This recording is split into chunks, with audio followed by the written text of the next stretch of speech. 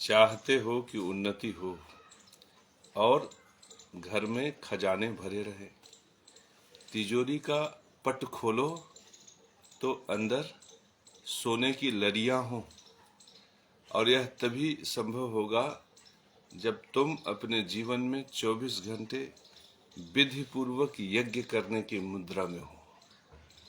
विधि पूर्वक यज्ञ करने की मुद्रा में। और ज्योतिष के उपाय का सूत्र भी है कि विधि पूर्वक यज्ञ करो। ये नवग्रह, जितने नवग्रह हैं, राहु, केतु, शनि, सूर्य, चंद्रमा, बुध, ये सब डंडा लेके खड़े हैं। जैसे ही तुम विधि पूर्वक यज्ञ न करके अविधि पूर्वक करते हो, वे डंडे से तुम्हें मारना शुरू कर देते हैं। जब तुम्हारा पाप प्रचंड होता है तो उनके डंडे का वेग भी प्रचंड होता है, और जब तुम्हारे पाप वृत्ति का वेग कम होता है तो उनके डंडे का वेग भी कम होता है। मेरे परम प्रिय शिष्यों, विधि पूर्वक यज्ञ प्रकृति का पोषण करता है। प्रकृति में दो हैं, पितर और देवता। पितर और देवता का पोषण। यज्ञ से ब्रह्मांड का पोषण होता है। जैसे सूर्य विधि पूर्वक यज्ञ करके हमारे प्रकृति का पोषण करता है। ये पेड़ पौधे वनस्पतियां भी विधि पूर्वक यज्ञ सूत्र का ही पालन करती हैं। इस संसार में जितने भी जीव हैं, उन पर या तो राजा का नियंत्रण है, या फिर परमात्मा का नियंत्रण है, या फिर प्रकृति का नियंत्रण है, और नियंत्रण सब पर रहता है। ये नवग्रह भी हमें नियंत्रित करके यज्ञ धर्म में ही लगाते हैं। इसलिए जो व्यक्ति चाहता है कि वो धनवान हो जाए, संपत्ति वाला हो जाए, राज पद वाला हो जाए, प्रभाव प्रताप वाला हो जाए, उसको विधि पूर्वक यज्ञ करना ही करना है। अब विधि पूर्वक यज्ञ क्या है? यज्ञ ही पोषण है। तो तुम पहले तो सोचो कि हम जहां तक से हो सके पोषित करें। किसको? केवल अपने शरीर को नहीं, प्रकृति को भी, शरीर को भी, आसपास के लोगों को भी, जीव वनस्पतियों को भी, हर किसी को पोषित करने का प्रयास करें। पोषण ज्ञान से भी होता है। अगर हम किसी ठेले वाले का समर्थन करेंगे तो उसका ठेलिया चलता रहेगा। तो इस प्रकार से ज्ञान यज्ञ करके अगर ठेलिया वाले का समर्थन करते हैं और ठेला चलता रहेगा, तो जब वो संतरा खाएगा, मौसमी खाएगा, तो उसका पुण्य भी तुम्हें मिलेगा, और उसके बदले परमात्मा शनि महाराज की कृपा मिलेगी। यदि तुम्हारे पास धन का कोई साधन नहीं है, पैसा रुपया तुम्हारे जेब में कुछ भी नहीं है, तो तुम देखते हैं आग्रही हो जाते हो। हाथ देख लीजिए गुरुजी, नौकरी लगवा दीजिए साहब जी, पैसा दे दीजिए, रुपया दे दीजिए, लोन दे दीजिए। आप आग्रही हो जाते हो। आग्रही जल्दी मत बनो। हमने देखा है कि जो हाथ जल्दी जल्दी फैला लेते हैं, उसमें भिखारी बनने की कला विशिष्ट होती। मनुष्य दिमाग वाला प्राणी है, परमात्मा का बोध सबसे ज्यादा मनुष्य में है। तो मनुष्य जिस पात्रता का सर्वाधिक तरीके से चयन करता है, वही उसके जीवन में घटित होने लगता है। अगर तुम भीख मांगने की कला अपने अंदर विशिष्टता से विकसित कर लोगे, तो तुम अच्छे भिखारी बनोगे। परमात्मा तुम्हें भिखारी बना देगा। अगर तुम्हारे पास धन नहीं है, वैभव नहीं है, तो ज्ञान यज्ञ करो। विधि पूर्वक ज्ञान यज्ञ क्या है? राज धर्म का समर्थन हो ऐसा ज्ञान यज्ञ, प्रकृति के धर्म का समर्थन हो ऐसा ज्ञान यज्ञ, नारायणी संपदा का विस्तार हो ऐसा ज्ञान यज्ञ। जैसे किसी ने कहा कि ब्राह्मण में पाठक उपाधियां त्रिगुणातीत नीच के ब्राह्मण है, इसका यदि तुमने समर्थन कर दिया तो तुमने क्या किया कि नारायणी संपदा के विस्तार को विस्तारित होने से प्रभावित कर दिया। यह नफरत का सूत्र है जो हिंदू और हिंदू में, सनातनी और सनातनी में भेद पैदा करके, उनमें वैमनस्य पैदा करके एक ऐसी स्थिति होती है कि कोई एक सनातनी कहता है कि मुझे आपके धर्म से कुछ लेना देना नहीं, जाओ तुम सत्यनारायण भगवान की कथा सुन लो, मैं तो मैं तो बंसीधर महाराज की ही कथा सुनूंगा। मेरे परम प्रिय शिष्यों, इस प्रकार से हमारा कुनबा छोटा हो जाता, हमारे सिद्धांत छोटे हो जाते। एक राधे मां खड़ी हो जाती है सिख परिवार से, तो तुम चंदनधारी विरोध करने लगते हो, कहते हो ये महामंडलेश्वर नहीं हो सकते क्योंकि ये सिख है, या फिर इन्होंने ये फला फला वस्त्र धारण किया है इसलिए इनको हम महामंडलेश्वर नहीं बनाएंगे। तो ऐसी स्थिति में महामंडलेश्वर बनने वाले सीमित लोग हो जाते। तो जब उनका दायरा सीमित हो जाता है तो जो शेष रहते हैं वो सब विरोधी हो जाते। अब स्थिति ये हुई कि जो महामंडलेश्वर का धर्म है वह एक कुनबे में सिमट के रह गया, एक क्षेत्र में सिमट के रह गया। वो जर्मनी में, अमेरिका में घटित नहीं हुआ। विधि पूर्वक यज्ञ जो माता गायत्री का सूत्र है वो तो अमेरिका, ऑस्ट्रेलिया, इंग्लैंड, जापान, जर्मेनिया, बर्मेनिया सब जगह हो रहा है। सनातन धर्म के सूत्रों का पालन तो सब जगह हो रहा। तो सनातन धर्म तो बहुत व्यापक है।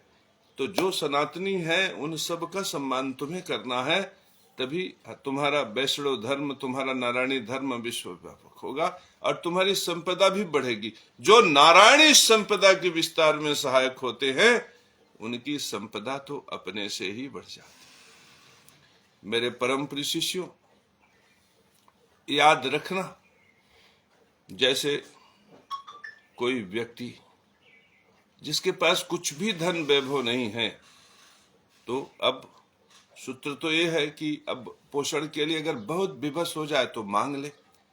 ये मांगने का जो धर्म है, ये भिक्षुक का धर्म है कि बहुत विवश हो, भूख बहुत तेज लगी है, किसी से कह दे भाई रोटी दे दो।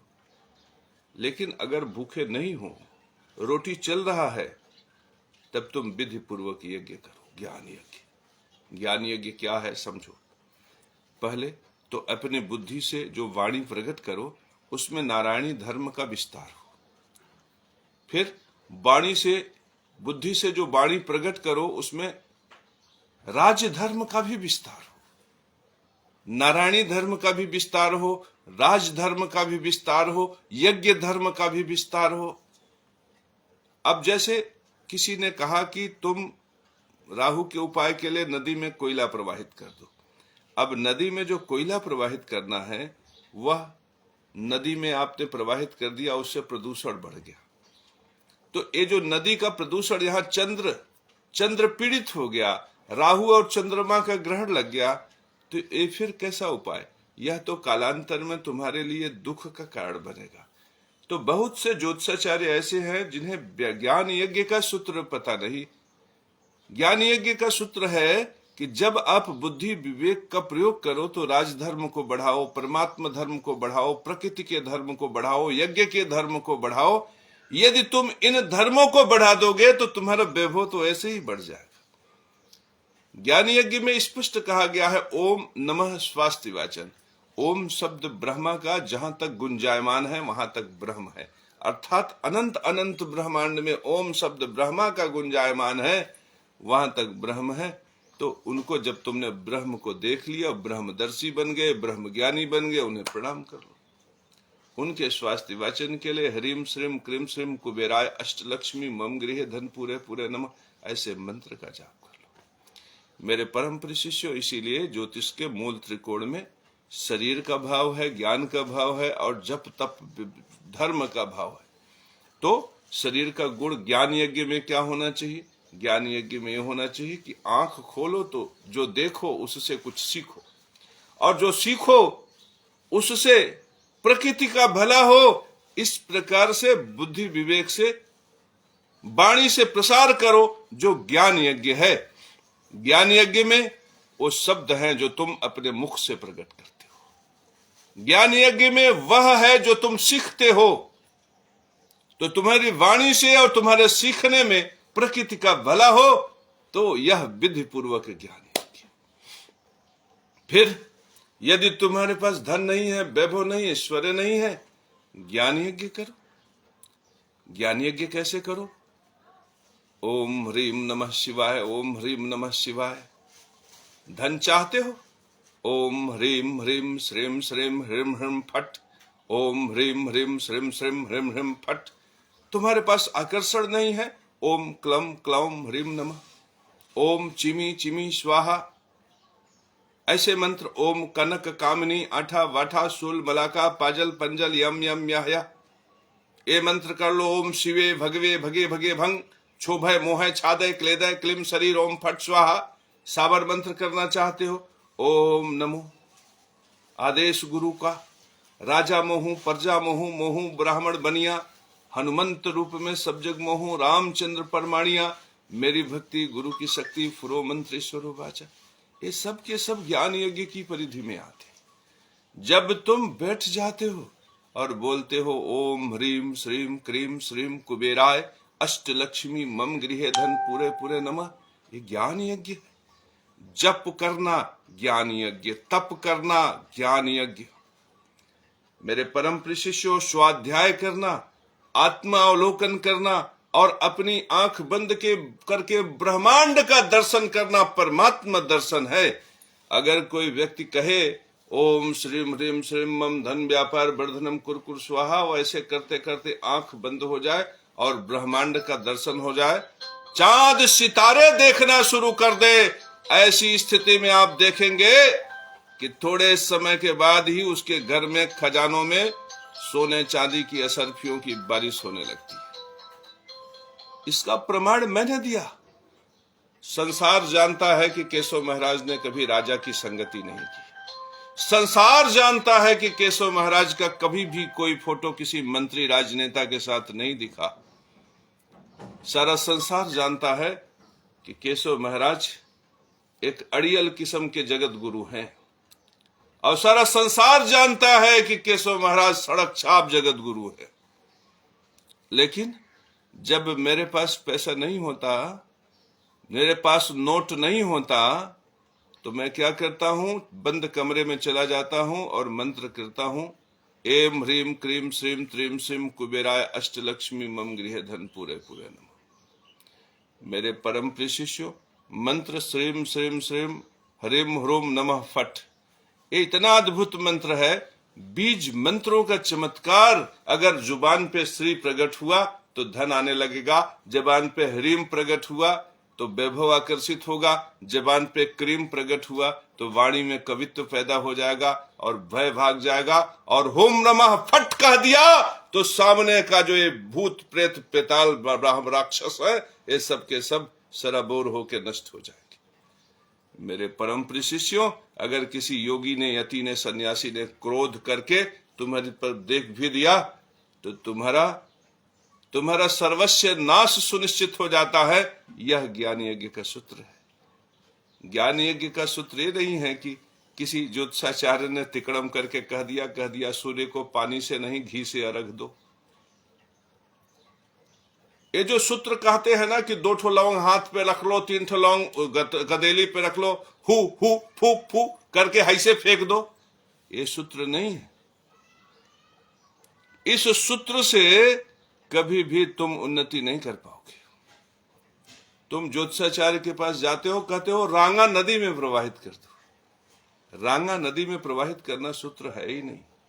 तुम चेहरा देखने वाला शीशा भी किसी को दे दो राहु के उपाय के लिए तो वो वियोग कारक है। क्यों? क्योंकि तुमने चेहरा देखा और तुम चेहरा देख के प्रसन्न हो गए। सुंदर सा गाल देखो कितना फूला हुआ है, एकदम मस्त, तुम प्रसन्न हुए, और जिसने देखा वो भी प्रसन्न हुआ। तो उसकी प्रसन्नता से जो तुम्हें फल प्राप्त होगा, वह फल तुम्हारे वैभव को, ऐश्वर्य को, सबको बढ़ाने वाला होगा। यह अद्भुत सूत्र है कि राहु अगर तुम्हारा खराब है तो लक्ष्मी नारायण मंदिर निर्माण हो रहा है, बिजली के इंस्ट्रूमेंट्स दो, सकारात्मक करो। राहु खराब है तो रांगा नदी में प्रवाहित करके मछलियों का जान लेने का तुम्हें कौन सा अधिकार है? और इस प्रकार का सूत्र बताने वाले ज्योतिषाचार्य टेलीविजन पर आकर हाव भाव बना के गायब हो जाते हैं।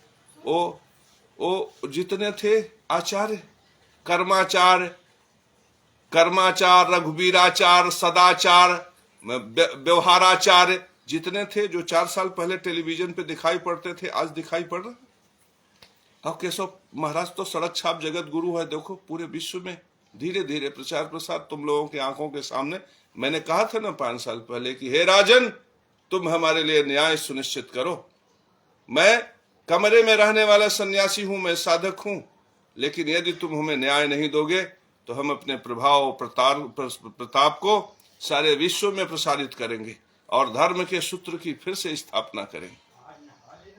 आज देखो हजारों शिष्य जिन्हें माता गायत्री का वो परम सूत्र समझ में आ रहा। अभी ये मंत्री कहते हैं, राजनेता कहते हैं कि मैं लोअर स्टैंडर्ड वाला गुरु।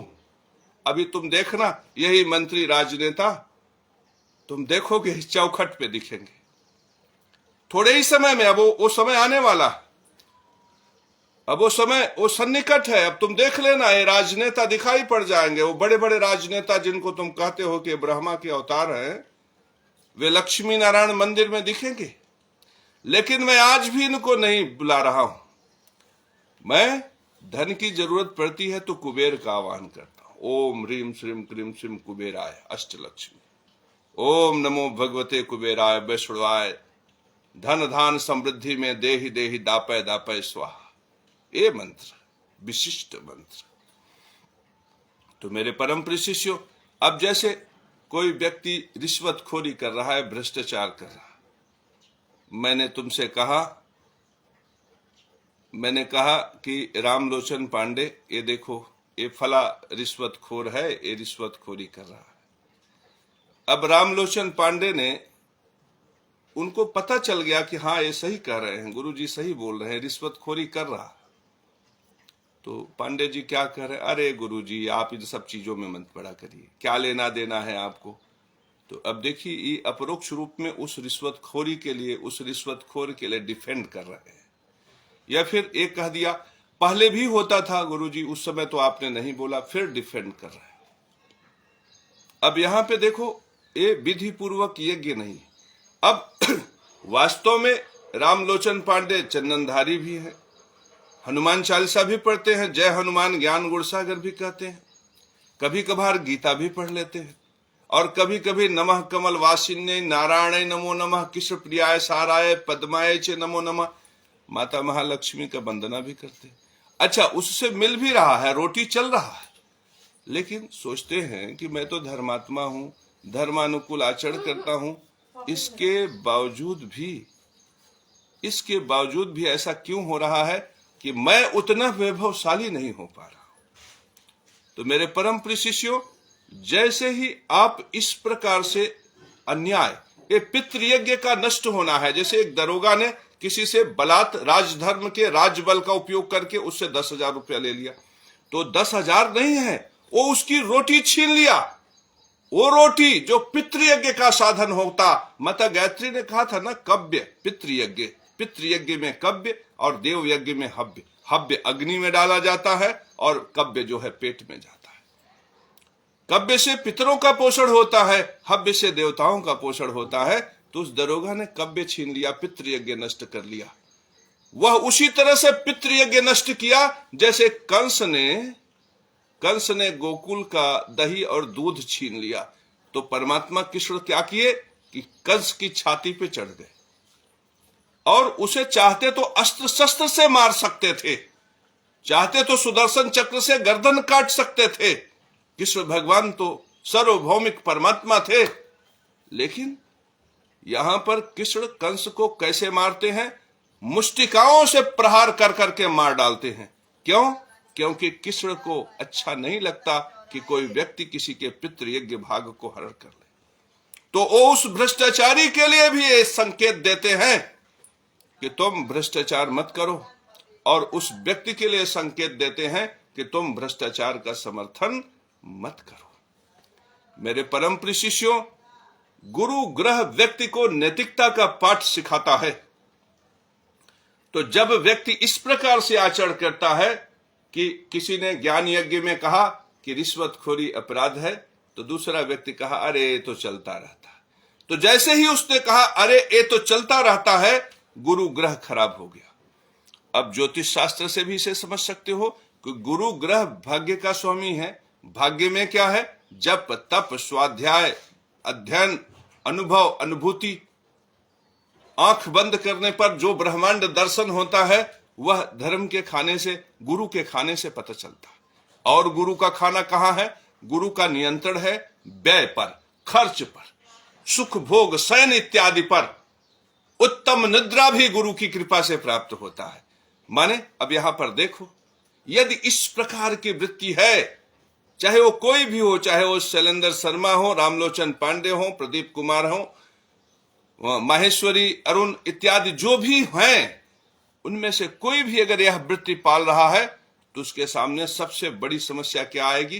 खर्च की आएगी। अब कभी कभी मैं कहता हूं कि खर्च की समस्या आएगी तो लोग सोचते हैं खर्च की भी कोई समस्या होती। नहीं, खर्च की समस्या तो बहुत बड़ी समस्या। पता चला आपके घर में लड़के पढ़ रहे हैं, आप पैसा नहीं दे पा रहे, कोई बीमार हो गया, आपके घर में पैसा नहीं है, आप कोई विशिष्ट योजना बना रहे हैं, आपके घर में धन नहीं है, तो परिस्थिति क्या घटित होगी? फिर आप धन के लिए या तो बैंक का चक्कर लगाएंगे या किसी साहूकार से मांगेंगे, तो आपकी अपनी प्रतिष्ठा अपने में गिरेगी और आपके कर्जदार होने की संभावना बढ़ जाएगी।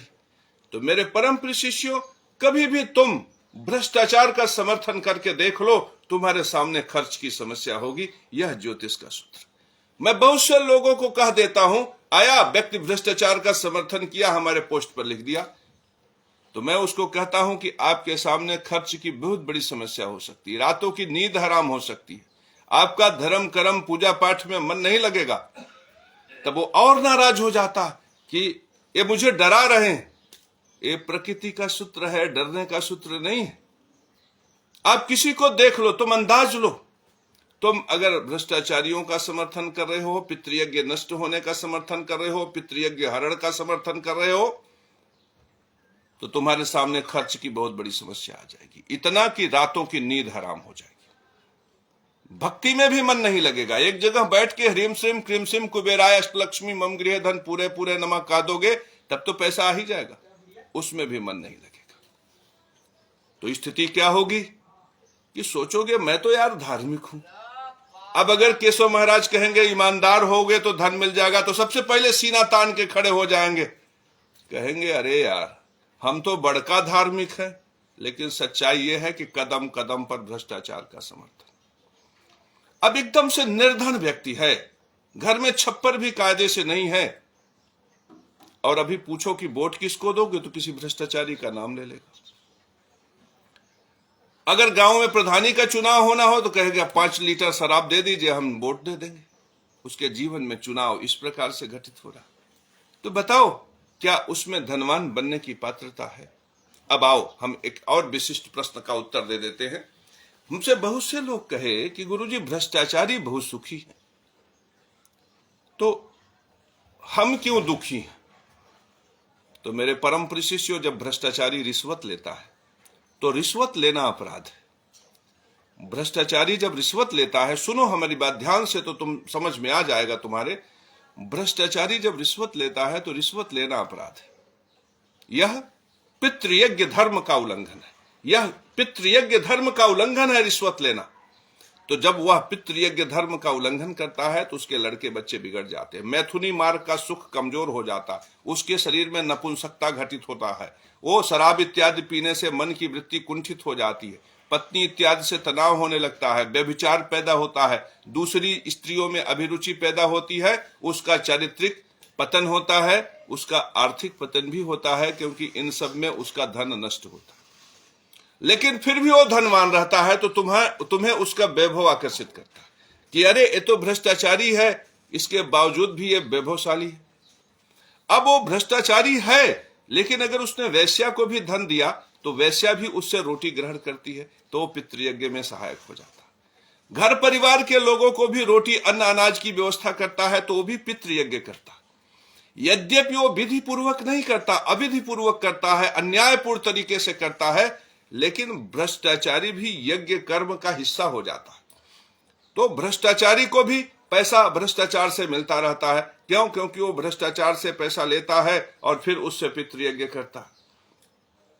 लेकिन जो भ्रष्टाचार करने का पाप है वो बढ़ते बढ़ते बढ़ते बढ़ते बढ़ते बढ़ते बढ़ते बढ़ते जब वो पितृयज्ञ की पराकाष्ठा हो जाता है तो ये शरीर पितरों से है, ये जनन क्रिया पितरों से है, ये प्रेम भाव पितरों से है, ये अपनापन पितरों से है।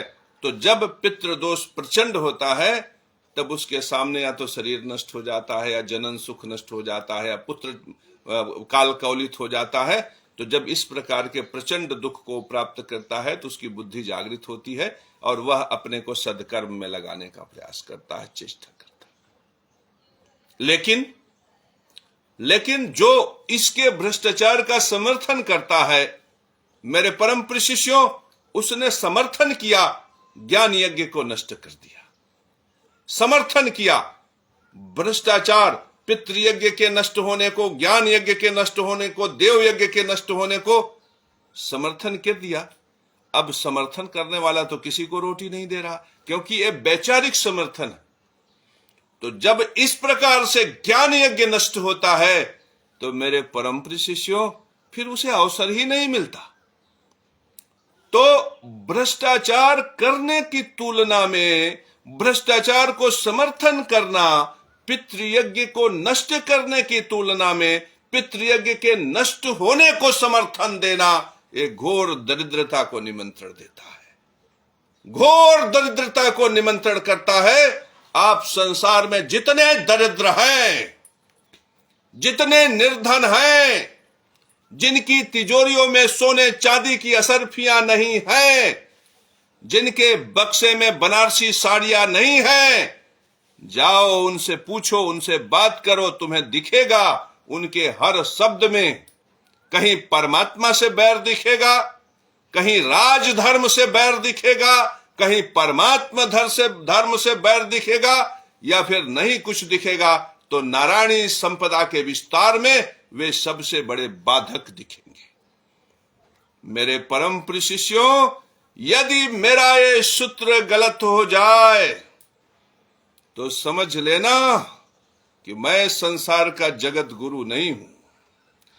और मेरे सूत्र को प्रमाणित करने के लिए तुम अपने मोहल्ले में इसका प्रमाण ले लो, अपने ही परिवार में प्रमाण ले लो, अपने ही लोगों के बीच में बैठ के प्रमाण ले लो।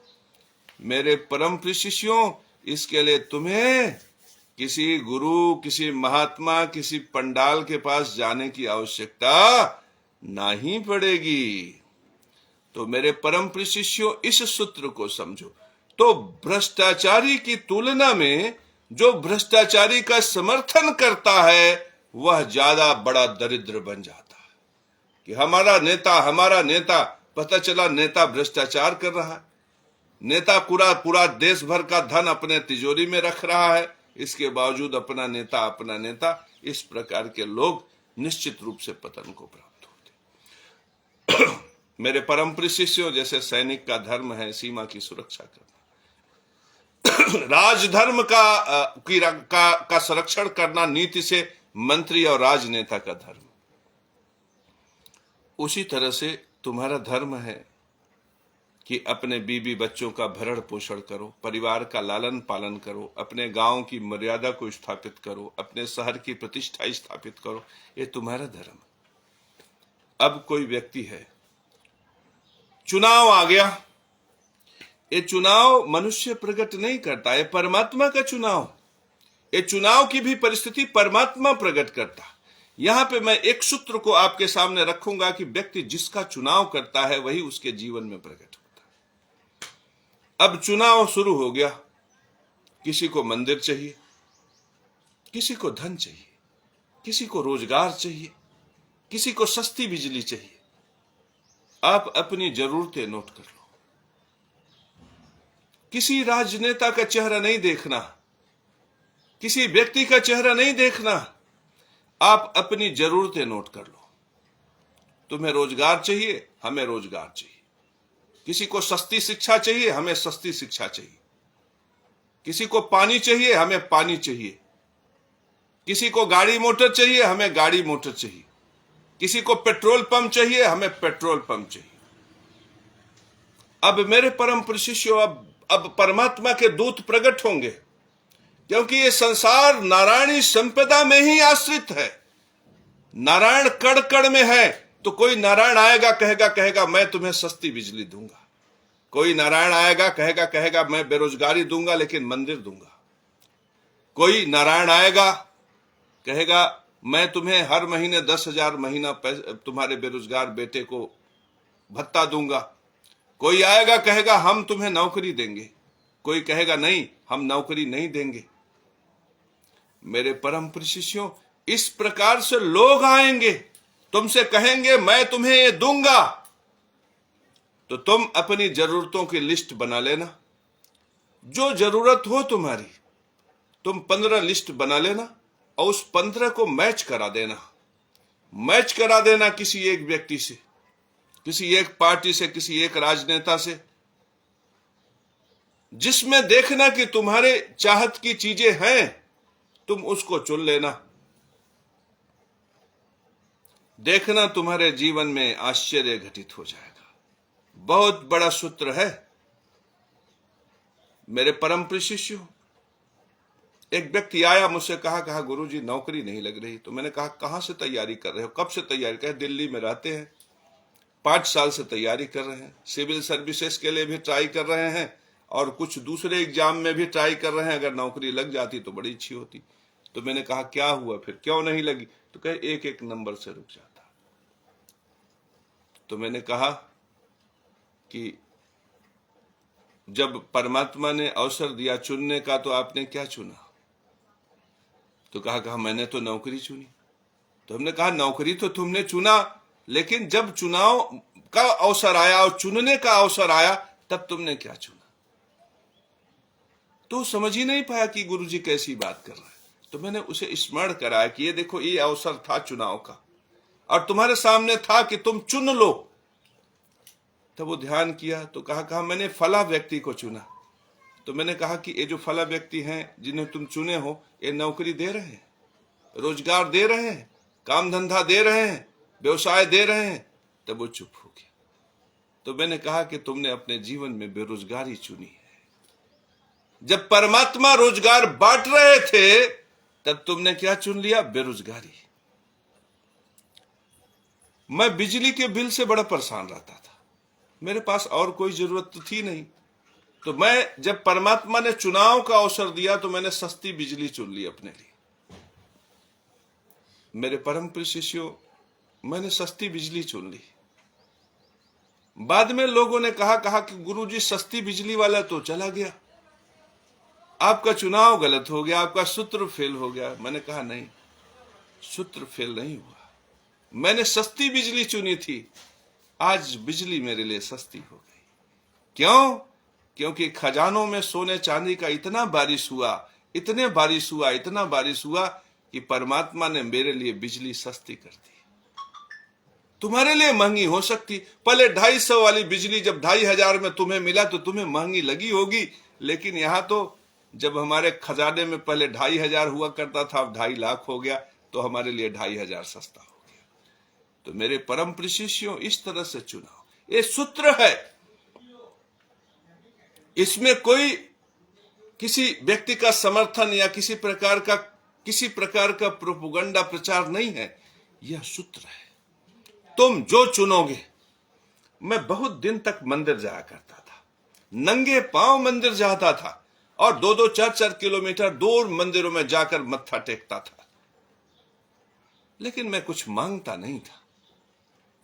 तो मैं 32 वर्ष की 33 वर्ष की अवस्था तक ये किया और ये प्रक्रिया जब मैं इंटर में था तब से मैंने शुरू किया।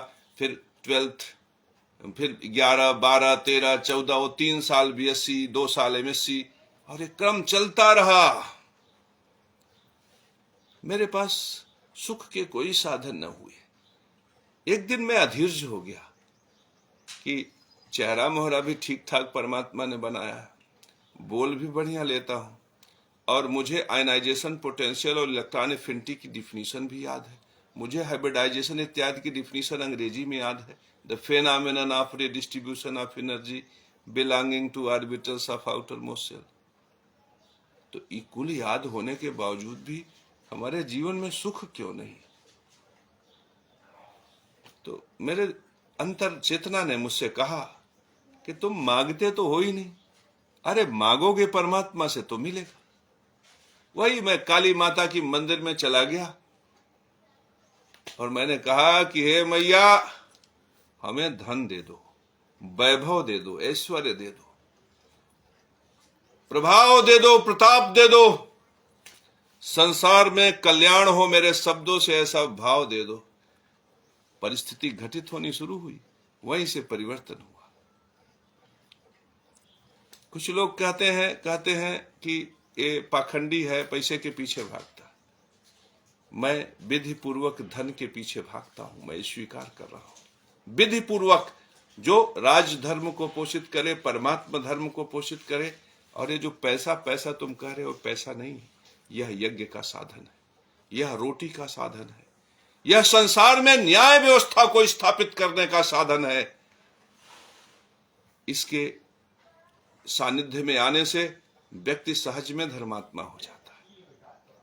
जो व्यभिचार कर रहे हैं, जो बुराइयों में लिप्त है, उनका धन विधि पूर्वक नहीं है।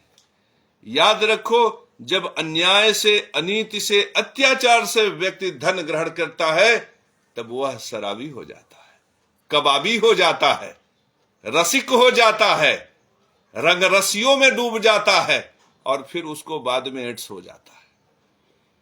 मेरे परम प्रिय शिष्यों, तो जब एड्स हो जाता है तो जो महान पीड़ा होती है, उस पीड़ा का आकलन करो। तो मेरे परम प्रिय शिष्यों, तुम क्यों ऐसे अनाचार, ऐसे अत्याचार, ऐसे व्यभिचार को अपने जीवन में आमंत्रित कर रहे हो, जो तुम्हारे जीवन में एड्स पैदा कर दे। इसलिए ज्ञान यज्ञ के उत्तम सूत्रों को अपने जीवन में धारण करो, और ऐसा सूत्र पकड़ो अपने जीवन में जिसमें चाम और चमार के लिए कोई जगह ना हो। इस संसार में जो ज्ञान से खड़ा हो गया, वो ब्राह्मण। तुम सबसे पहले ब्राह्मण बनो, क्योंकि ब्राह्मण बनोगे तभी तो धर्म सूत्रों को जानोगे। और जब तुम धर्म सूत्रों को जान पाओगे, तभी तो केशव महाराज की तरह खड़े हो जाओगे और कहोगे, ये धर्म सूत्र है, मैं इसकी रक्षा करूंगा। आज माता गायत्री के सूत्र को प्रभावशाली बनाने में इस सड़क छाप जगत गुरु ने कितनी बड़ी भूमिका प्रकट की कि कम से कम विनय कुमार लांबा, दिनेश पांडे, दिनेश यादव, राजू मिश्रा, इन सबको यह तो पता चल रहा है कि माता गायत्री ने ज्ञान यज्ञ, पितृयज्ञ और देव यज्ञ की बात की थी। यह विशिष्टता। एक चंदनधारी पंडित जी थे, सत्यनारायण भगवान की कथा कहते थे। वो हमारे मंदिर में कभी कभी आए और दुर्गा सप्तशती का पाठ करें। मैं बगल में हवन करता रहता था। तो हमारे यहाँ बहुत से शिष्य आते हैं, तो कोई 500, कोई 1000, कोई 1500, कोई 2000।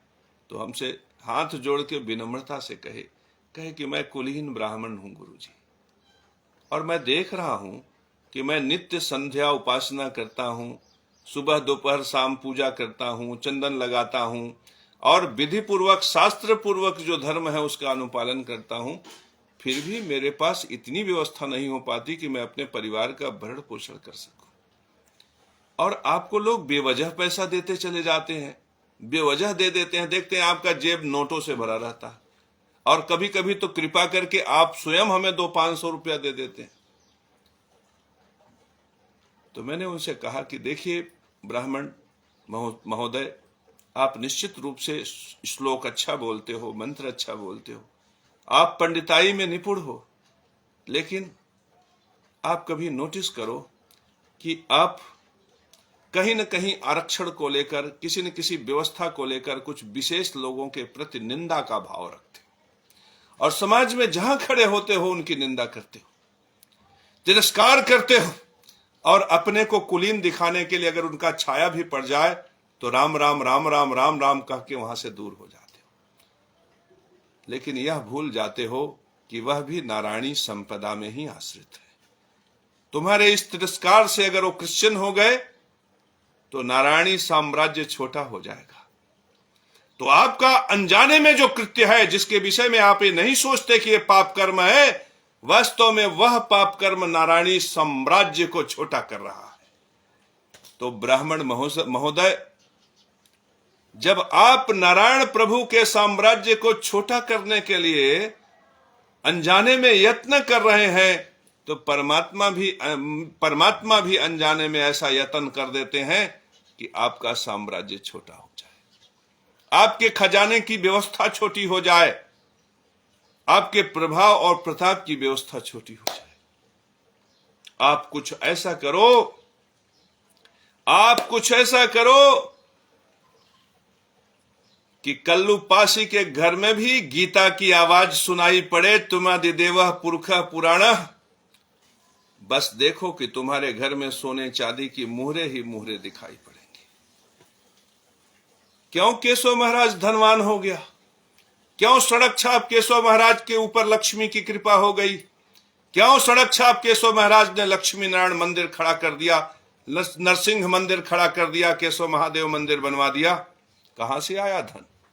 यह धन इसलिए आया क्योंकि मैंने नारायणी साम्राज्य को बड़ा कर दिया। मैं जगमोहन प्रजापति के घर में जाओ, देखो हवन हो रहा है। कल्लू पासी के लड़के को देखो, वो गीता पढ़ रहा है। और संसार में न जाने कितने दिनेश यादव, राजू मिश्रा, न जाने कितने लोग ऐसे हैं जो ह्रीम श्रीम क्रीम श्रीम कुबेराय अष्टलक्ष्मी मम गृहे धन पूरे पूरे नमः कर रहे हैं। यहां तो छोड़ दीजिए, इंग्लैंड और अमेरिका के भी लोग जुड़ रहे हैं और वो ज्ञान यज्ञ, पितृयज्ञ और देव यज्ञ में महसूस कर रहे हैं कि मैं तो सनातनी हूं यार। मैं इतने दिन तक अंधकार में था। माता गायत्री का ये सूत्र है। और जैसे ही लोगों को पता चल रहा है कि मैं भी ज्ञान यज्ञ, पितृयज्ञ और देव यज्ञ करने वाला सनातनी है, तमाम लोग तो झूम रहे हैं, नाच रहे हैं, गा रहे हैं। ये नाचने, झूमने, गाने वालों की संख्या बढ़ती जा रही है। और उधर से नारायण देख रहे हैं कि अरे इसने तो हमारे साम्राज्य को बड़ा कर दिया। कुबेर को आदेश दे दिए, कुबेर को आदेश दे दिए कि उसका खजाना भर दो। वो सड़क छाप जगत गुरु का खजाना भर गया। लेकिन यही बात मैं दिनेश पांडे को समझा रहा हूं, वो समझने को तैयार नहीं। ये जब तक नहीं समझेंगे तब तक इनकी स्थिति ऐसे ही रहेगी। चुनाव आएगा तो बेरोजगारी चुन लेंगे, फिर रोजगार के लिए केशव महाराज से कहेंगे गुरुजी रोजगार नहीं मिल रहा। तो मेरे परम प्रिय शिष्यों, जो सत्य है उसे स्वीकार करो, जो चाहिए उसे चुनाव करो, जो चाहिए परमात्मा के दरबार में झोली खोल के मांगो। याद रखो, तुम अपनी पात्रता को विशिष्ट कर लोगे तो तुम्हें उसी में उन्नति मिल जाएगी।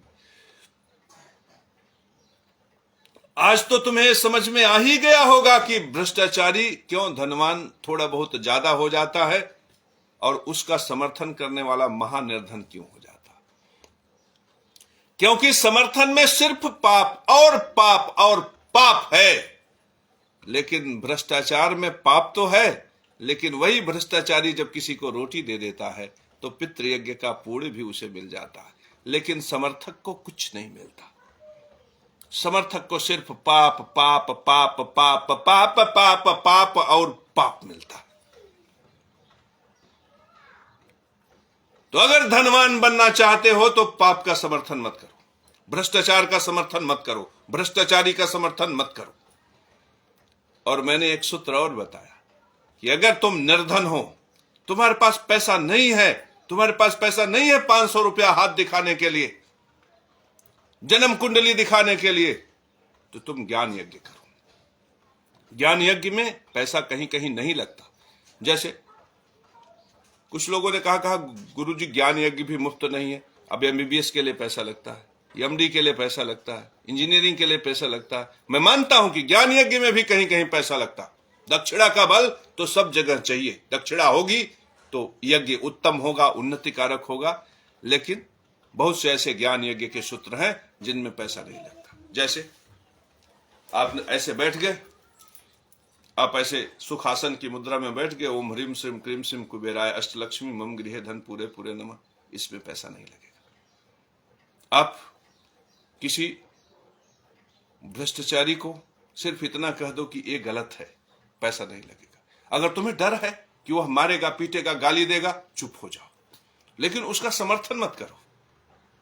मेरे परम प्रिय शिष्यों, जप है, तप है, स्वाध्याय है, विद्या अध्ययन है। विद्या अध्ययन करने वालों का समर्थन, तुम ठेला का काम करने वाला, रेडी पटरी का विधि पूर्वक रोटी प्राप्त करने वाले का समर्थन कर दो, ज्ञान यज्ञ होगी। तो मेरे परम प्रिय शिष्यों, अगर तुम ज्ञान यज्ञ कर दोगे तो हो गया, धन का साधन हो गया। मेरे परम प्रिय शिष्यों, केवल ज्ञान यज्ञ ही पर्याप्त है धन का साधन करने के लिए। एक व्यक्ति ने कहा जो जगत गुरु जिनके लिए आप कहते हैं कि इन्होंने ऐसा गलत शब्द बोल दिया, वो भी तो बहुत वैभवशाली है, पैसा रुपया है। तो मैंने कहा सूत्र समझो। उन्होंने रामायण की कथा बताई, राम की कथा बताई, नारायण के विषय में बताया, विष्णु के विषय में बताया, कर्ण के विषय में बताया, अर्जुन के विषय में बताया। तो ज्ञान से नारायणी संपदा को विस्तार में सहायता की। तो जब सहायता किए तो नारायणी साम्राज्य बड़ा हुआ, तो उनका वैभव बड़ा हो गया। तो फिर गुरुजी फिर दोष क्या है? मैंने कहा कि देखो, इन्होंने ब्राह्मण उपधिया त्रिगुणातीत चाम और चमार की बात की, हॉस्पिटल पहुंच गए, ये दोष है। यहां पे इन्होंने नारायणी संपदा को नीचे ले आने का प्रयास किया तो दोष हो गया, दोष हो गया तो हॉस्पिटल पहुंच गए। तो ये परमात्मा का न्याय है, आप समझो इसे, ये सूत्रवत है। इस सूत्र को मैं इसलिए समझा रहा हूं क्योंकि यह तुम्हारे जीवन में ऐसा परिवर्तन ले आएगा, यह तुम्हारे जीवन में ऐसा सूत्रपात करेगा कि तुम्हारा जीवन उन्नति कारक हो जाएगा। जिन्होंने मंदिर बनाए, जिन्होंने धर्म के लिए जय हो कहा, परमात्मा ने उन्हें राजगद्दी प्रदान कर दी। लेकिन यही भ्रष्टाचार, यही लालच, यही अन्याय, यही अत्याचार जब कभी प्रचंड होगा तो यही गद्दी नष्ट हो जाएगी।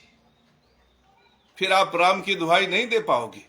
राम धर्म के साथ है, सत्य के साथ है। कभी कभी भ्रम आप लोगों को तब हो जाता है, जैसे कोई एक व्यक्ति है, उसने बहुत अच्छी मूर्ति बनाई, यद्यपि वो रंग रसिया है, व्यभिचार में डूबा हुआ है, भोगों में डूबा हुआ है, लेकिन उसने बहुत अच्छी मूर्ति बनाई। भगवान राम की, भगवान कृष्ण की इतनी अच्छी मूर्ति बनाई कि संसार उसे पूजने लगा। अब वो मूर्ति पूजा का उसे पुण्य प्राप्त हुआ तो उससे वैभवशाली हुआ, और व्यभिचार किया तो पाप हुआ। तो जब व्यभिचार करते करते एक समय ऐसा आया कि धन तो नहीं नष्ट हुआ, लेकिन उसको कोई बीमारी हो गई, लैंगिक बीमारी हो गई, सेक्सुअल डिजीज हो गया, एसटीडी सेक्सुअल ट्रांजैक्शन डिजीज हो गया। अब वो गुप्त रोग से ग्रसित प्राणी अपनी आत्मा में मलिन, नजरें चुराता हुआ, संसार में मलिन, डॉक्टर खेलने लगा। ये डॉक्टर बढ़िया है, वो डॉक्टर बढ़िया है, वो गुप्त रोग विशेषज्ञ है, वो आयुर्वेद के जानने वाले हैं। चुपके से गुरु महाराज, केशव महाराज के यहाँ आया, गुरुजी मर जाएंगे, आत्महत्या कर लेंगे, जहर खाने का मन करता है गुरुजी, हमारा तो सब नष्ट हो गया, हमें तो वैभव चला गया, ऐश्वर्य चला गया। अब देखो, परमात्मा ने मूर्ति बनाने की वजह से तो उसको प्रतिष्ठा दी, धन वैभव से युक्त किया। तो ऐसे बहुत से लोग हैं जिन्होंने मूर्तियां बनाई, जिन्होंने मंदिर बनाए, आज उनको प्रतिष्ठा प्राप्त हो रहा है। लेकिन वे जो पाप कर रहे हैं उसकी वजह से जब वो गुप्त रोगी हो जाएंगे तब वो दर दर भटकेंगे। गुरुजी बचा लीजिए, परमात्मन बचा लीजिए, कृपा कर दीजिए, कृपा हो जाती तो बड़ा अच्छा होता। तो आपने देखा ना, इनके वैभव को देखा ना, और ये गुप्त रोग भी छिपा नहीं रहेगा, अभी आप इनके गुप्त रोग भी देखेंगे।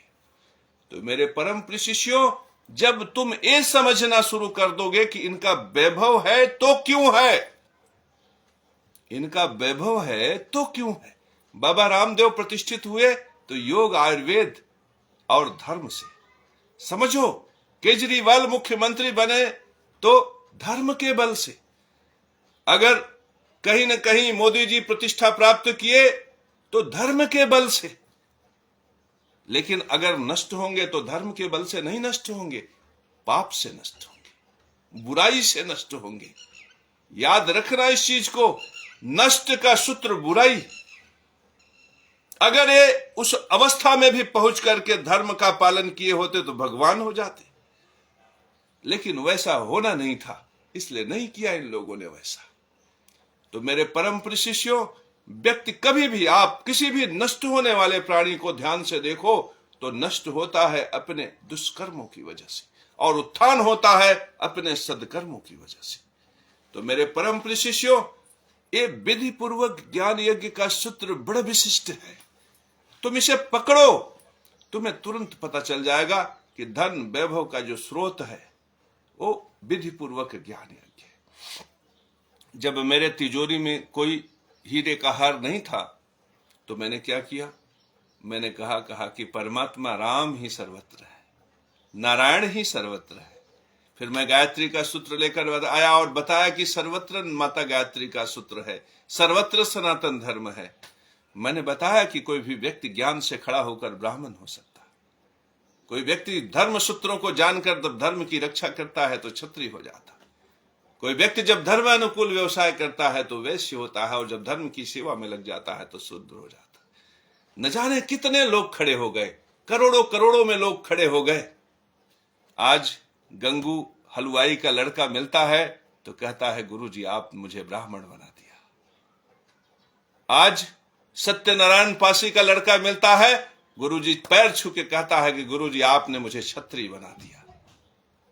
आज मुझे माखन लाल मारवाड़ी का लड़का जब मुझसे मिलता है, पैर छू के कहता है गुरुजी आपने मुझे उत्तम वैश्य बना दिया।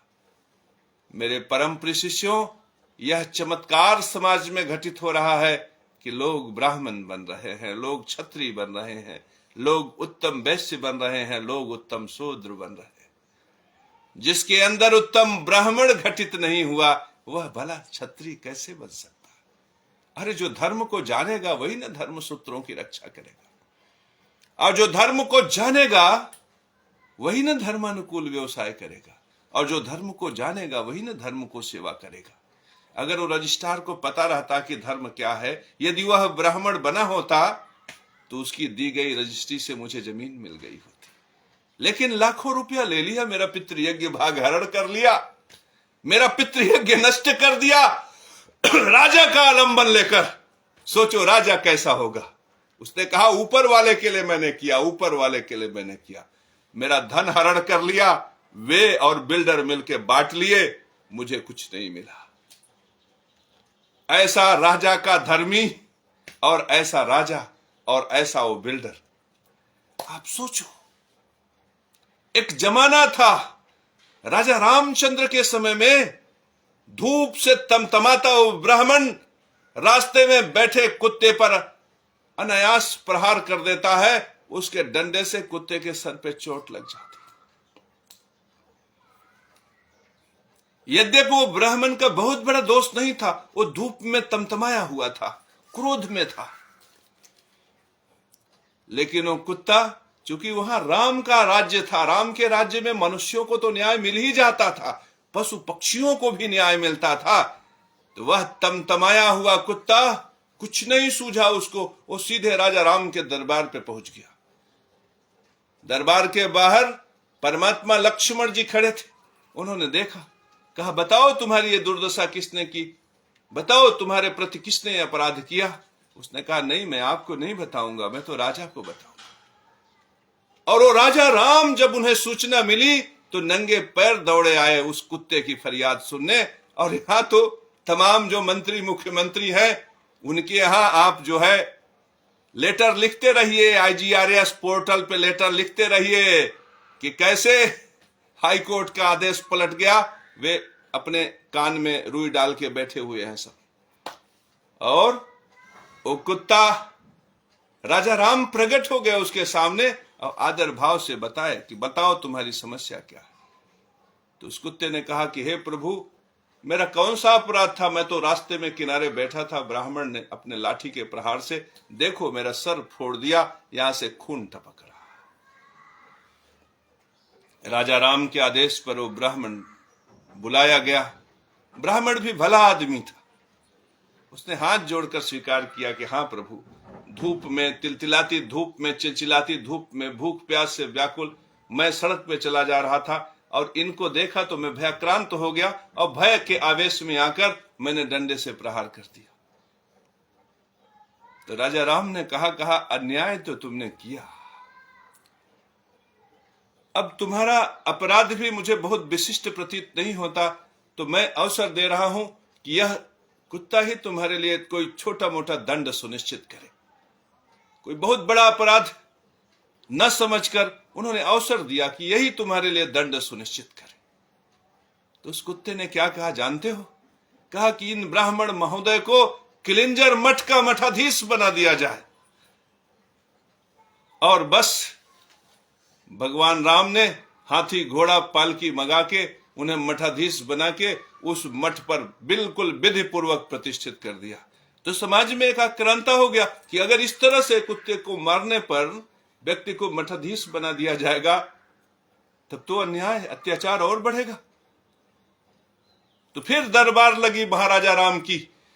उस कुत्ते को बुलाया गया और पूछा गया कि आखिर इसमें रहस्य क्या है कि आपने ऐसा दंड उनके लिए क्यों सुनिश्चित किया? तो उस कुत्ते ने कहा कि हे प्रभु, मैं भी पूर्व जन्म में उसी किलिंजर मठ का मठाधीश था और मैं सत्यधर्मा था। मैं नित्य जप यम नियम का पालन करता था। मैं तीनों प्रहर में यज्ञ किया करता था और मैं शुद्धि का विशेष ध्यान देता था।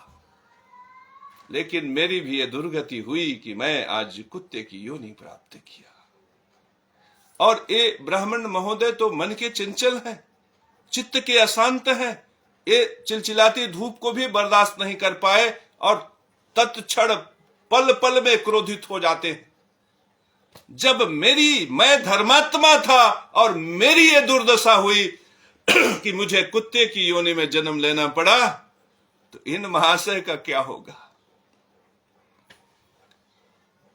यह विशिष्ट व्याख्यान सुनकर सभा तो शांत हो गई मेरे परम प्रिय शिष्यों, लेकिन आपके लिए संदेश अभी बाकी है। इसलिए इन किलिंजर मठ के जो मठाधीश हैं उनकी तरफ तुम ध्यान से देखो कि क्या वे धर्मानुकूल हैं। यदि नहीं है तो उनकी भी यही दुर्गति है। जब वो राजा से आश्रित राजधर्म का आश्रित लेकर उस रजिस्ट्रार ने मेरे पितृयज्ञ को नष्ट कर दिया, उस यज्ञ को नष्ट कर दिया जिसके लिए कृष्ण ने कंस के छाती पर चढ़कर मुष्टिकाओं के प्रहार से उसे मार डाला। उसी तरह से उस रजिस्ट्रार ने मेरे यज्ञ को नष्ट कर दिया जिस तरह से राम ने रावण के छाती पे प्रहार करके उसका मस्तक धड़ से अलग करके धरती पे गिराकर उसका समूल नाश कर दिया। उसी तरह से उसने नष्ट किया जिसके लिए महात्मा परशुराम ने सहस्त्र बाहु अर्जुन की सहस्त्र भुजाएं काट दी। वह जब रजिस्ट्रार पितृयज्ञ नष्ट कर रहा था तो मैंने शंकराचार्य की तरफ हाथ जोड़कर ध्यान से देखा कि प्रभु धर्म सूत्र, वहां से शून्य प्रकट हुआ। मैंने राम भद्राचार्य जी महाराज की तरफ देखा, वहां से शून्य प्रकट हुआ। मैंने पंडित धीरेन्द्र शास्त्री की तरफ ध्यान से देखा, वहां से शून्य प्रकट हुआ। फिर मैंने व्यास पीठ पर बैठे जितने प्रवचन करने वाले थे सबकी तरफ हाथ जोड़कर ध्यान से देखा, वहां से भी शून्य प्रकट हुआ। मेरे पितृयज्ञ की रक्षा करने वाला इस संसार में कोई नहीं था। मैं मठों में मठ, गोरखपुर का जो मठ है जिसमें सबसे बड़ा संप्रदाय अघोर संप्रदाय स्थापित है, उसके मठ के मठाधीश और तमाम मुख्यमंत्री इत्यादि को मैंने उनकी तरफ भी हाथ जोड़कर ध्यान से देखा, वे भी मौन। मैंने देखा कि भ्रष्टाचार के सामने आचार्य, परमाचार्य, वेद पर बैठे, पीठ पर बैठे शंकराचार्य इत्यादि सब यज्ञ धर्म के नष्ट होने पर मौन हो जाते। मैंने उनकी बेबसी देखी, लाचारी देखी। फिर मैंने परमात्मा नारायण की तरफ देखा। मैंने कहा कि हे प्रभु नारायण, आपने मुझे ब्रह्मदर्शी बनाया, नारायणदर्शी बनाया, ब्रह्म ज्ञानी बनाया, इसलिए मैं आपको देख सकता हूं। क्या ऐसे ही अयोग्य लोगों की प्रतिष्ठा किया आपने, जो पितृयज्ञ को नष्ट देखते हुए भी उनके पास उसकी रक्षा का कोई सूत्र नहीं है।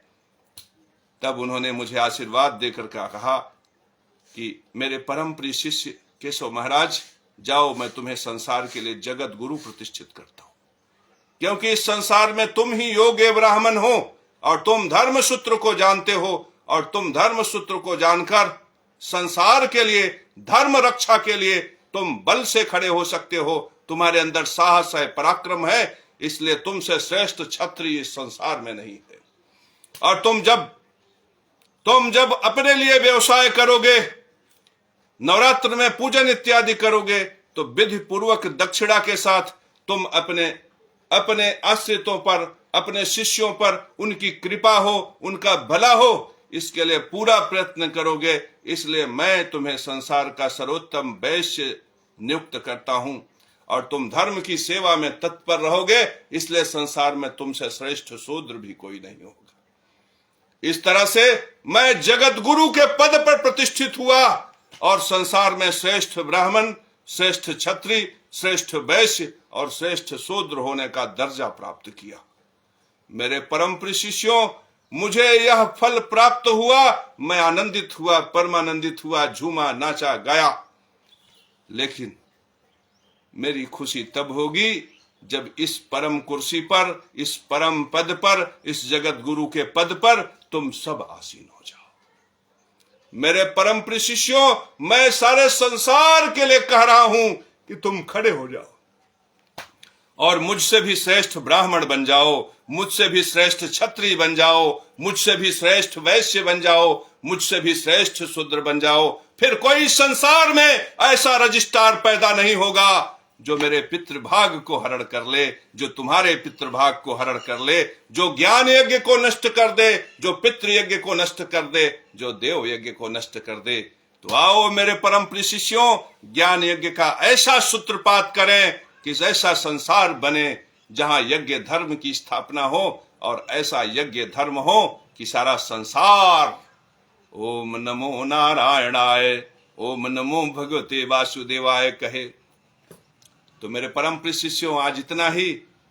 अब मैं एक बहुत बढ़िया सा मंत्र दे रहा हूं जो तुम्हारे वैभव को विस्तारित कर देगा।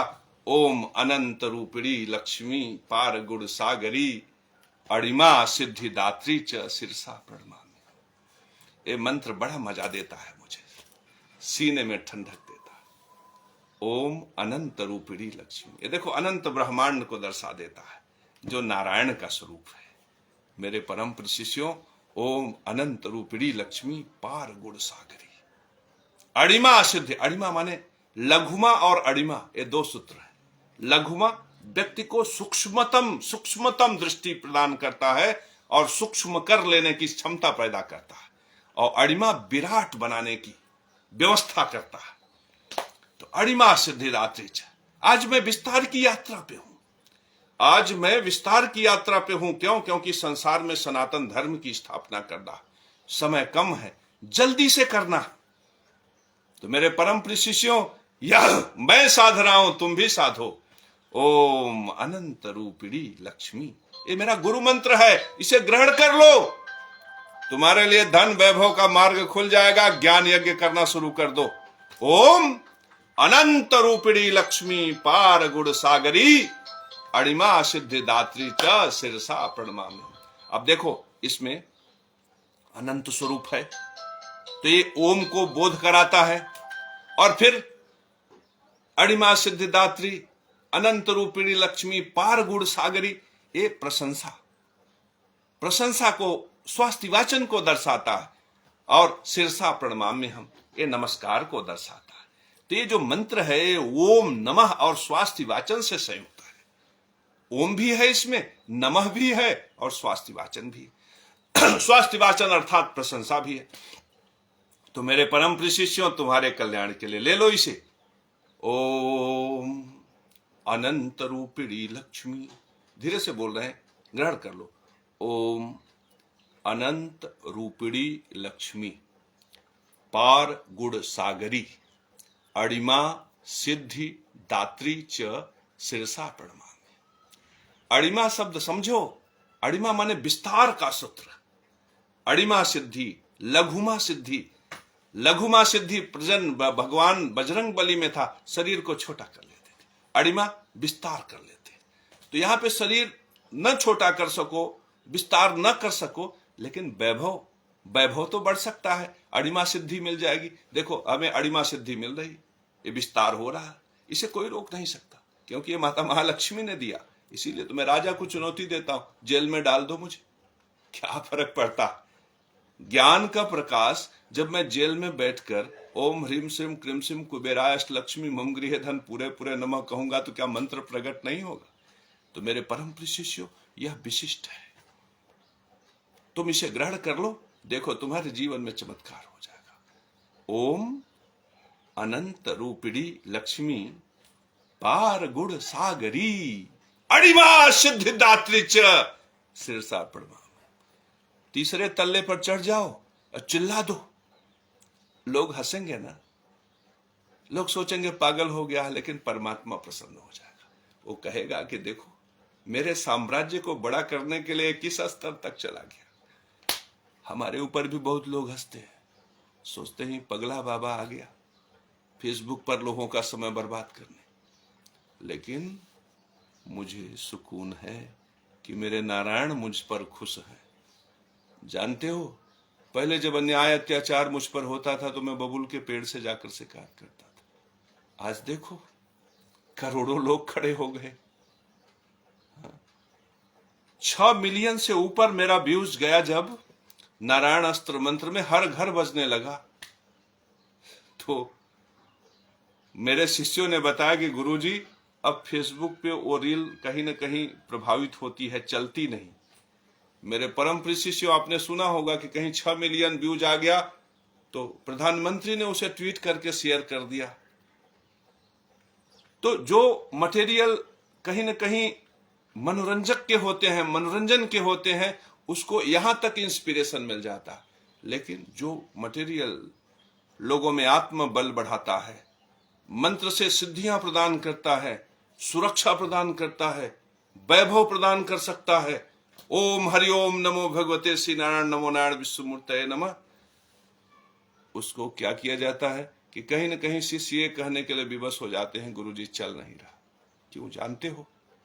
क्योंकि सत्य धर्म न्याय का सूत्र जब प्रकट होता है तो बहुत सी ऐसी प्राकृतिक शक्तियां हैं उसे रोकती हैं, और ये रुकावट होनी चाहिए, क्योंकि इन चुनौतियों को जब संसार देखता है और फिर वह प्रभावशाली स्वरूप में प्रकट होता है, तब संसार को भी लगता है कि धर्म में बल है।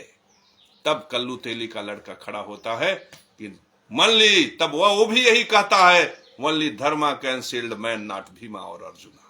तब केशव महाराज का यह शब्द विश्व व्यापक हो जाता।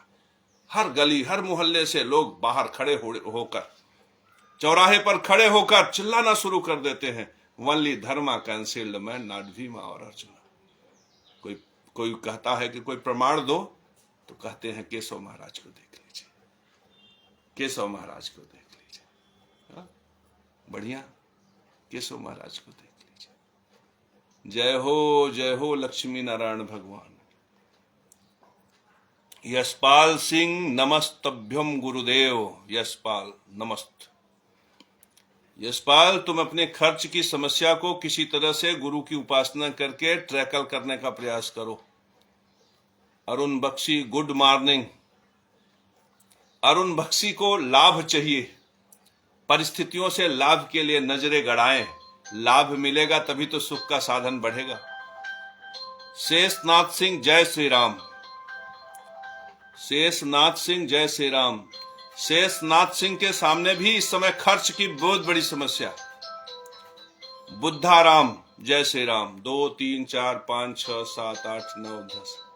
बुद्धाराम, भाग्य के सहारे जीवन चल रहा है। इस समय भाग्य ही आश्रय का एकमात्र साधन है। इसका मतलब परिस्थितियों में कहां से कमाई होगी, कैसे रास्ता आगे बढ़ेगा, कैसे चीजें होंगी, अभी स्पष्ट नहीं है, लेकिन भाग्य सब कुछ सही कर देगा, ऐसा भाव है। तो मेरे परम प्रिय शिष्य, भाग्य के सहारे अगर हो तो थोड़ा सा बैठो, स्वाध्याय करो। ह्रीम श्रीम क्रीम श्रीम कुबेरायष्ट लक्ष्मी मम गृहे धन पूरे पूरे नमः, यह मंत्र जाप करो। काशी जायसवाल, हरि ओम नमो नारायणाय 3 4। इसका मतलब काशी जायसवाल अपने परिवार के लोगों की समृद्धि चाहते, घर में लड़के बच्चे होंगे, क्योंकि इनका जो भाव है वो धन और परिवार को लेकर है। इसका मतलब एक परिवार में धन समृद्धि, लड़कों बच्चों की वृद्धि और परिवार में समृद्धि चाहते हैं, कहीं न कहीं से धन आगमन का साधन चाहते हैं। तो यह विशिष्ट फल है इनके लिए। प्रदीप कुमार, राम राम गुरुजी। प्रदीप कुमार ने कहा है राम राम गुरुजी। राम राम गुरुजी, ये दोनों शब्द जो हैं एक चीज को दर्शाते हैं, धन धन और धन, परिवार परिवार और परिवार। माने प्रदीप कुमार की भी स्थिति यही है कि ये कहीं न कहीं से उम्मीद लगाए हैं कि पैसा मिल जाए, परिवार की समृद्धि हो। व्यवस्था और सुदृढ़ हो, परिस्थितियां और अनुकूल हों। तो प्रदीप कुमार का भी लगभग वही एक जैसी समस्या है। इसमें जो राम राम शब्द उन्होंने 2 बार रिपीट किया है, यह इस बात का इशारा है कि वर्तमान समय में वे चाहते हैं कि कहीं न कहीं किसी न किसी स्रोत से धनागमन के लिए रास्ता खुले, परिवार में समृद्धि हो, वाणी कौशल बढ़े और उनके ज्ञान क्षमता योग्यता के बल पर उन्हें कोई विशिष्ट उपलब्धि प्राप्त हो। जाड़ी पूनाराम जाट, आशीर्वाद आशीर्वाद आशीर्वाद। मेरे सभी परम शिष्य उन्नति का मार्ग प्राप्त करें, समृद्धि का मार्ग प्राप्त करें। आज मेरे परम शिष्यों इतना ही, फिर मिलेंगे, ढेर सारी बात करेंगे और समाज का, प्रकृति का जिसमें पोषण हो ऐसा मार्गदर्शन करेंगे। जय हो जय हो जय हो, लक्ष्मी नारायण भगवान की जय हो।